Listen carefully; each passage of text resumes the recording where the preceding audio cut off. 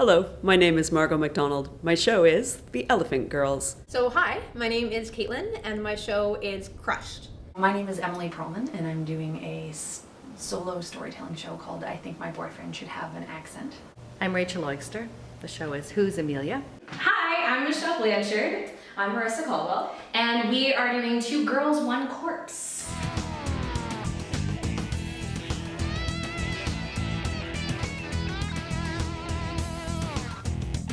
It's a true story about an all-woman gang that operated in London for over 100 years, around the turn of the century. And it's told from the point of view of my character, Maggie Hale, who was an enforcer for the gang.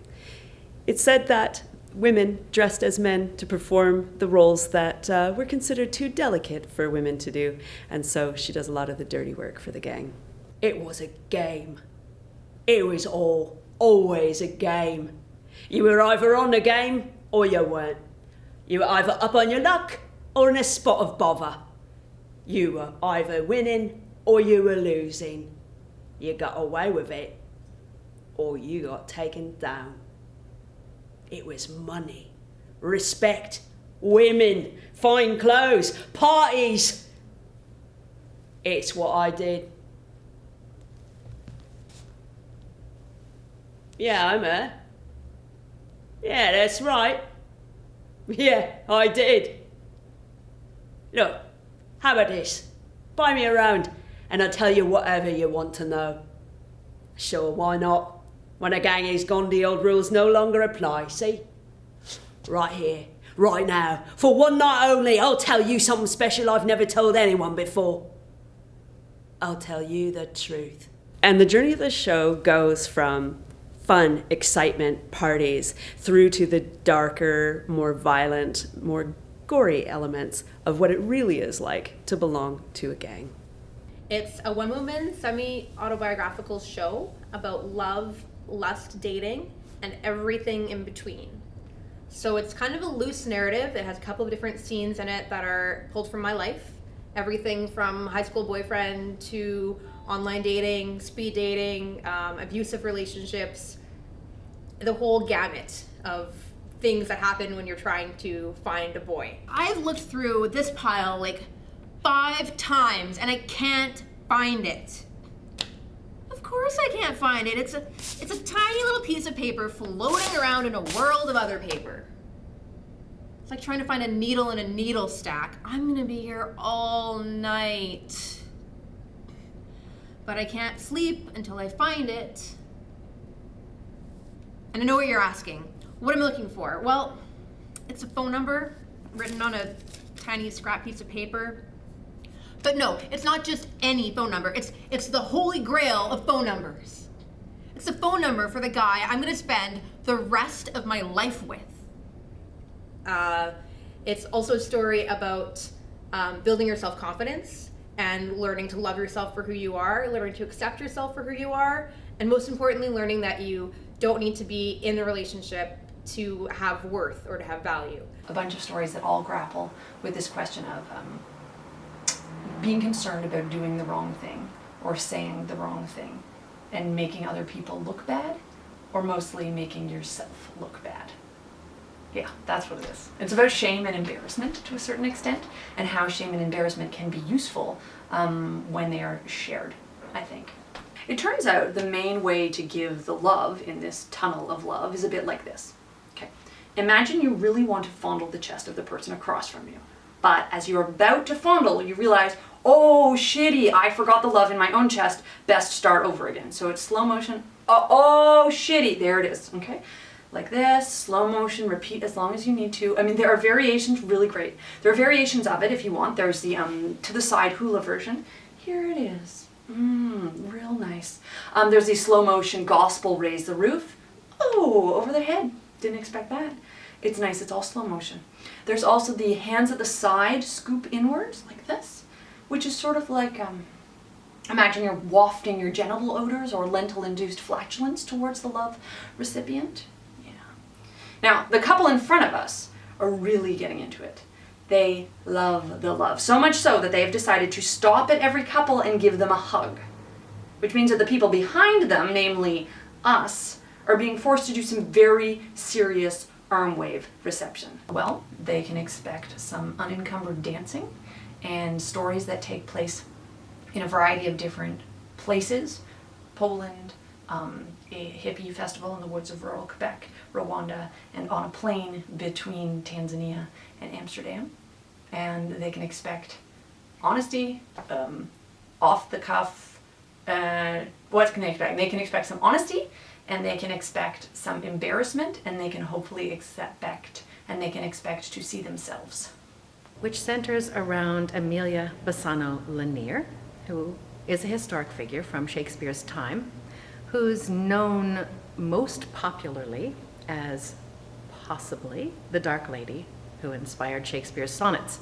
However, as the play I hope makes clear, she was something quite different and quite wonderful.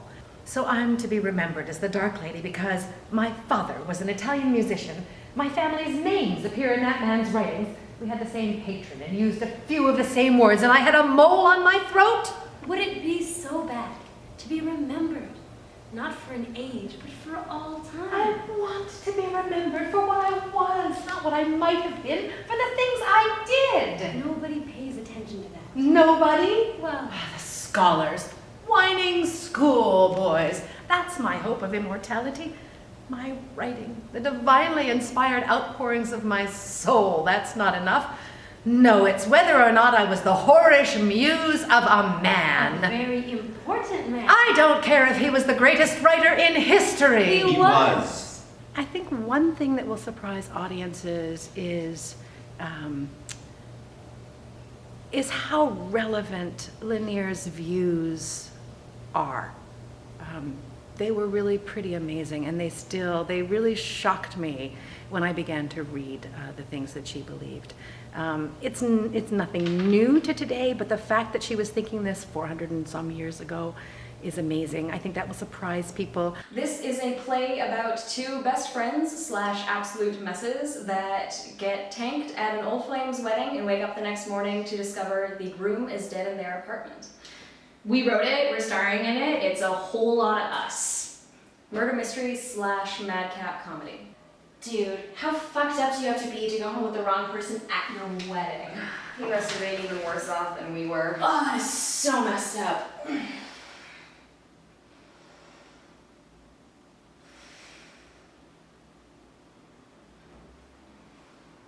Should we call someone?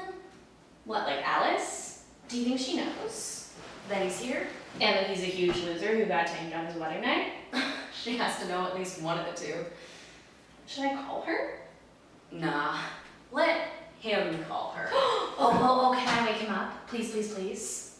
I'm gonna have to play the X card here. You're right. You were in bed. Okay, kid. Oh, time to get up. Yeah. Shit, man. Get your life together. This is not a good start for you. We like to say the play is born from our love of two things, each other and Murder, She Wrote, and specifically Angela Lansbury. Yes. She is a goddess. Angela all the way. Yeah. But really, we kind of wanted to do a show about us, starring us, and it's really the bulk of the play is our friendship, plus dead bodies and Angela Lansbury impressions, which you can't go wrong. What I've done is awaken Amelia Bassano Lanier from the sleep of the dead and invited her to have a conversation with history about how she is perceived and about who she really was. I love little bits of lost history, especially little bits of lost women's history, especially when there's a queer element, and this show has all of those elements in it. The other thing that I think people would be surprised by, I hope, is just how awkward and embarrassing my love life really is. How many times can we say Jessica Fletcher in 45 minutes? A lot. You would be surprised. That's certainly one. I think they should choose this show because I think it is important for people to be fearless in showing the ugly bits of themselves in a public space, because then other people will potentially recognize them and then either change or feel less alone in the world. That is why. Come out and see Two Girls, One Corpse at the Ottawa Fringe Fringe Festival running June 18th to 28th. I think that you should come and see. I think my boyfriend has an accent. You should come see Crushed. Come out and see the Elephant Girls Come out and see Who's Amelia at the Ottawa Fringe Festival, at the Ottawa Fringe Festival. That's Ottawa for people who come from there. June 18 to 28. June 18th to 28th. Be there. Written by a woman, directed by a woman, stage managed by a woman, with a cast that is primarily women. There is one man involved, just one man. Shakespeare.